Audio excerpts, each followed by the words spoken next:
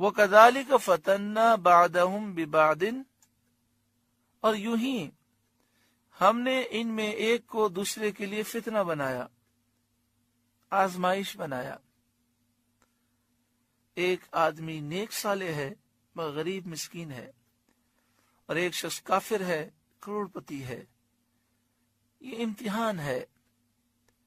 لِيَقُولُوا أَهَٰؤُلَاءِ مَنَّ اللَّهُ عَلَيْهِمْ مِنْ بَيْنِنَا، کہ مالدار کافر محتاج مسلمانوں کو دیکھ کر کہیں کیا یہ ہیں جن پر اللہ نے احسان کیا؟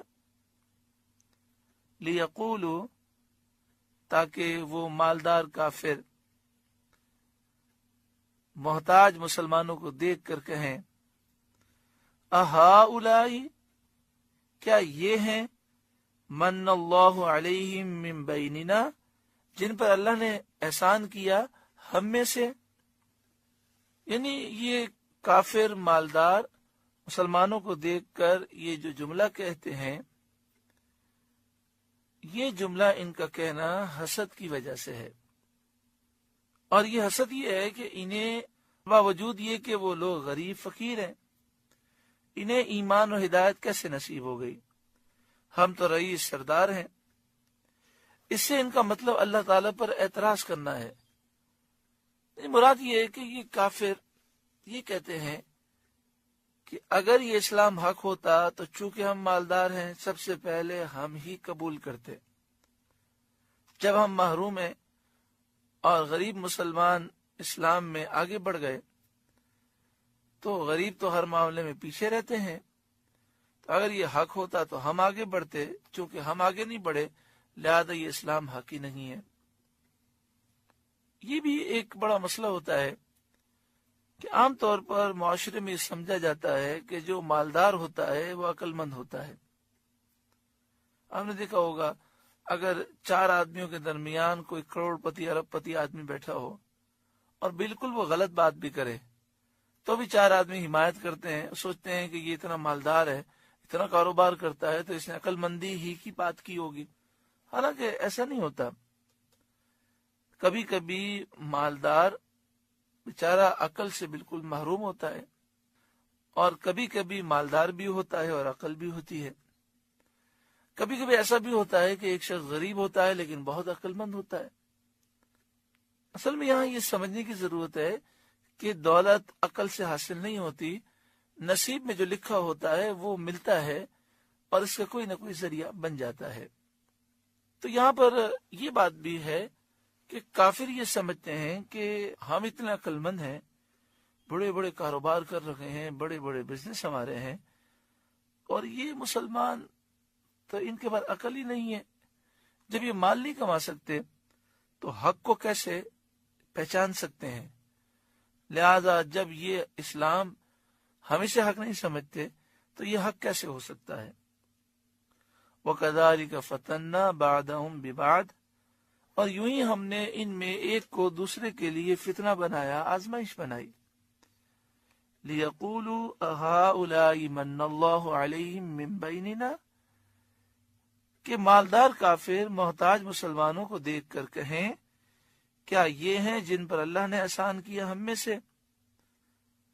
أَلَيْسَ اللَّهُ بِأَعْلَمَ بِالشَّاكِرِينَ، کیا اللہ خوب نہیں جانتا حق ماننے والوں کو؟ یقیناً اللہ تعالیٰ خوب جانتا ہے کون سے بندے شاکر ہیں اور حق کو مانتے ہیں۔ وَإِذَا جَاءَكَ الَّذِينَ يُؤْمِنُونَ بِآيَاتِنَا، اور جب تمہارے حضور وہ حاضر ہوں جو ہماری آیتوں پر ایمان لاتے ہیں، فَقُلْ سَلَامٌ عَلَيْكُمْ، تو ان سے فرماؤ تم پر سلام۔ وَإِذَا، اور جب جاءک، اے محبوب آپ کے دربار میں آئیں، الذین یؤمنون بآیاتنا، وہ مومنین جو ہماری آیتوں پر ایمان رکھتے ہیں، فقل سلام علیکم، تو آپ ان سے فرمائیے تم پر سلامتی ہو، تم پر اللہ تعالی کی طرف سے سلامتی نازل ہو، تم سلامت رہو۔ نبی اکرم صلی اللہ علیہ وآلہ وسلم کی بارگاہ میں آج بھی جب زائر رجوع کرتا ہے اور حضور کے دربار میں پہنچتا ہے تو بزرگان دین بیان فرماتے ہیں کہ سرکار دو عالم صلی اللہ علیہ وآلہ وسلم امتی کے سلام پیش کرنے سے پہلے سلام ارشاد فرماتے ہیں۔ مدینہ شریف میں ایک بزرگ ملے، ان کے دربار میں حاضری کا شرف ملا، تو وہ کہنے لگے کہ بعد وصال بھی سرکار دو عالم صلی اللہ علیہ وآلہ وسلم سلام میں پہل فرماتے ہیں۔ جب ہم حضور کے دربار میں حاضر ہوئے تو پیارے آقا صلی اللہ علیہ وآلہ وسلم نے ہمارے سلام عرض کرنے سے پہلے ہی فرمایا، اے میرے امتی تجھ پر سلامتی ہو۔ پھر کہنے لگے وہ بزرگ کہ جب ہم حضور کے دربار میں آئے اور سلامتی کی دعا مل گئی، ہمیں دنیا اور آخرت کی بھلائیاں مل گئیں، اور ہمیں کیا چاہیے؟ ہماری حاضری بھی قبول ہے اور دونوں جہاں میں ہمارے لیے سلامتی بھی ہے۔ وَإِذَا جَاءَكَ الَّذِينَ يُؤْمِنُونَ بِآيَاتِنَا، اور جب تمہارے حضور وہ حاضر ہوں جو ہماری آیتوں پر ایمان لاتے ہیں، فَقُلْ سَلَامٌ عَلَيْكُمْ، تو ان سے فرماؤ تم پر سلام۔ كَتَبَ رَبُّكُمْ عَلَى نَفْسِهِ الرَّحْمَةَ، تمہارے رب نے اپنے ذمہ کرم پر رحمت لازم کر لی ہے، اور اپنے فضل و کرم سے رحمت کا وعدہ فرمایا ہے۔ انہ من عمل منکم سوءا بجہالۃ، کہ تم میں سے جو کوئی نادانی سے کچھ گناہ کر بیٹھے، ثم تاب من بعدہ، پھر اس کے بعد توبہ کرے، واصلح، اور سنور جائے، اپنی اصلاح کر لے، فانہ غفور الرحیم، تو بے شک اللہ بخشنے والا مہربان ہے۔ جب گناہ ہو جائے تو قرآن مجید فقان حمید فرما رہا ہے کہ جب ایسا شخص توبہ کر لے اور اپنی اصلاح کر لے تو اللہ بخش دیتا ہے، وہ مہربان ہے۔ ہمیں چاہیے کہ ہم گناہوں سے سچی پکی توبہ کریں۔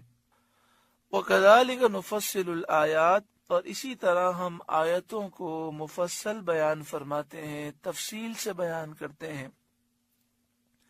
تاکہ حق ظاہر ہو جائے اور حق پر عمل کیا جائے۔